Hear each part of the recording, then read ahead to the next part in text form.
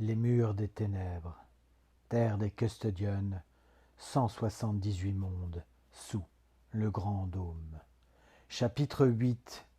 La résistance en Lémurie. Après que les premiers humains eurent été vaincus, principalement dans leur grand noyau à Asgard, avec une connexion en Hyperborée, les Custodians y laissèrent quelques dirigeants réels et s'éloignèrent. Nous pouvons trouver dans la grande bibliothèque ancestrale l'histoire d'un groupe d'humains de la première génération qui, suivant les traces des originaux, ont commencé à se regrouper pour affronter leurs nouvelles et hostiles visiteurs. Ceci s'est produit dans les terres maintenues connues sous le nom de Lémurie, à travers le premier dôme et au nord des terres anciennes d'Anak. Les dirigeants Custodians n'imaginaient pas qu'un groupe d'indigènes, qui venait juste de commencer son développement il y a quelque temps, puisse générer une grande force contre leurs nouveaux colonisateurs. Un chef humain nommé JB, comme il apparaît dans les archives ancestrales, se décide à déclencher du jour au lendemain une grande révolte de libération qu'il maintiendra jusqu'à ses derniers jours. JB envoya aux hommes et femmes de confiance plusieurs textes où il démasquait les Custodians, notamment les dirigeants Custodians royaux et leur hostilité envers l'être humain.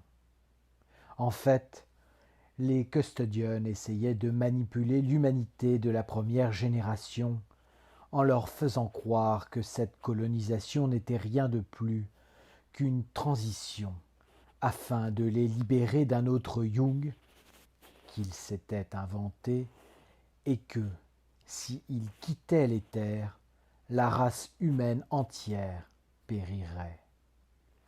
Mais JB avait rassemblé beaucoup d'informations sur les créateurs et le véritable but de l'être humain sur ces terres.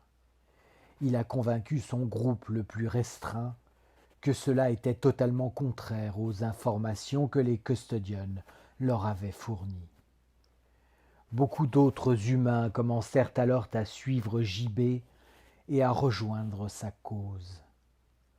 C'était assez simple puisque les humains étaient pratiquement enfermés entre guillemets sur les terres de Lémurie. La mission principale de JB était d'informer son groupe qu'à Asgard, un autre groupe d'humains résistait et qu'il possédait toujours une technologie ancienne et constituait un groupe beaucoup plus nombreux. JB insistait sur le fait qu'il fallait les atteindre pour pouvoir se rassembler et former un front puissant face aux dirigeants colonisateurs. Un autre grand groupe s'est formé sur la côte opposée de la Lémurie qui a accusé JB de trahison contre l'humanité, ce qui a déclenché plusieurs affrontements sanglants en Lémurie entre la race humaine elle-même et qui n'a pas fait qu'attirer l'attention des Custodians, mais plutôt toute leur attention. On ne sait pas très bien pourquoi ce grand groupe s'est opposé au voyage de JB à Asgard en l'accusant de trahison. Cela peut être pour la simple raison qu'ils ont été manipulés par les Custodians ou pour d'autres intérêts. De toute façon, ces affrontements sanglants ont affaibli une grande partie des rebelles qui étaient désormais plus préoccupés par survivre dans les terres de Lémurie que par le voyage à Asgard pour libérer l'humanité du Young Custodian. Après d'autres conflits, JB et un groupe de 5 personnes décidèrent d'entreprendre le voyage jusqu'à Asgard. Bien que la plupart des citoyens de Lémurie avaient décidé de se placer du côté opposé, et même s'ils voulaient anéantir le chef rebelle, ils voyaient pas d'un mauvais œil qu'il s'échappe de ces terres. Cependant, JB ne voulait faire de mal à aucun autre être humain à cause de ces différences d'opinion. Il disait que la plupart d'entre eux étaient sous les effets du rêve des Custodians et qu'ils ne pourraient plus se réveiller une fois que ces idées de liberté d'esclaves promises par les Custodians auraient pénétré leurs entrailles. Le groupe est parti dès que le soleil rouge est apparu à l'horizon, avec son vaisseau et la technologie qu'il avait réussi à obtenir, laissant derrière lui une grande partie de l'humanité qui avait été égarée par des dirigeants corrompus prônant des idées esclavagistes. Leur navire s'est dirigé directement vers la première membrane de séparation et ils sont restés parallèles aux rives de la Laurentie, voyageant le long d'une grande étendue de terre pendant une longue période de temps. Dans la partie orientale de la côte de Laurentie, près des premières montagnes séparant Asgard, ils rencontrèrent un autre obstacle.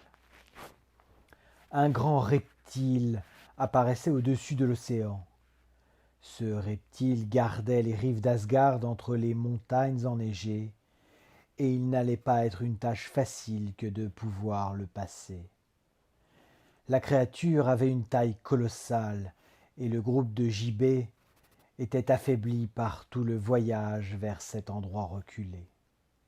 En effet, il avait changé des provisions dans Laurentie, mais il s'attendait à avoir un contact avec un autre groupe d'humains, ce qui n'est jamais arrivé, étant donné que les humains n'ont jamais atteint le rivage. Ils ont dû faire face lorsqu'à un autre conflit, lorsque des créatures à la fourrure sombre et aux yeux blancs les ont attaqués dans la partie sud de la côte, entre la première barrière membrane et les belles plages. 2 personnes du groupe qui se trouvaient sur le bateau à destination d'Asgard ont été grièvement blessées. Comment les quelques membres pourraient-ils maintenant éviter la bête semblable à un serpent qui gardait les portes d'Asgard ?